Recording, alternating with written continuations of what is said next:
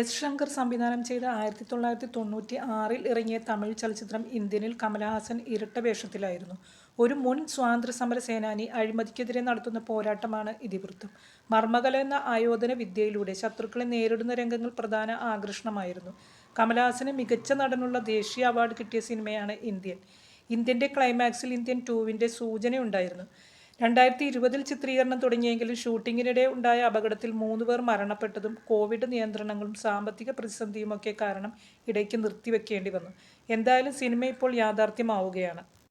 ചിത്രത്തിൻ്റെ ട്രെയിലർ സാങ്കേതികമായി മികച്ചു നിൽക്കുന്നു. നമ്മുടെ നെടുമുടി വേണു ഒന്നാം ഭാഗത്തിൽ അവതരിപ്പിച്ച കൃഷ്ണസ്വാമി എന്ന CBI ഉദ്യോഗസ്ഥൻ്റെ കഥാപാത്രത്തെ AI സാങ്കേതിക വിദ്യയിലൂടെ ഇന്ത്യൻ 2-വിൽ കൊണ്ടുവരുന്നുണ്ട്. ഇന്ത്യനിലെ കമലഹാസൻ്റെ പ്രായവും ഇന്ത്യൻ 2-വിലേതുമായി ഒരു മിസ്മാച്ച് തോന്നുന്നുണ്ട്. ഇന്ത്യൻ വളരെയേറെ പ്രശംസ നേടിയ ഒരു സിനിമയാണ്. സെക്കൻഡ് പാർട്ട് എങ്ങനെ ഉണ്ടാവുമെന്ന് കാത്തിരുന്ന് കാണാം. ജൂലൈ 12-ന് ചിത്രം തിയേറ്ററുകളിലെത്തും. വീഡിയോ ഇഷ്ടമായെങ്കിൽ ലൈക്ക്, ഷെയർ ആൻഡ് സബ്സ്ക്രൈബ്. ഇനിയും മറ്റൊരു വീഡിയോയിൽ കാണാം. ബൈ.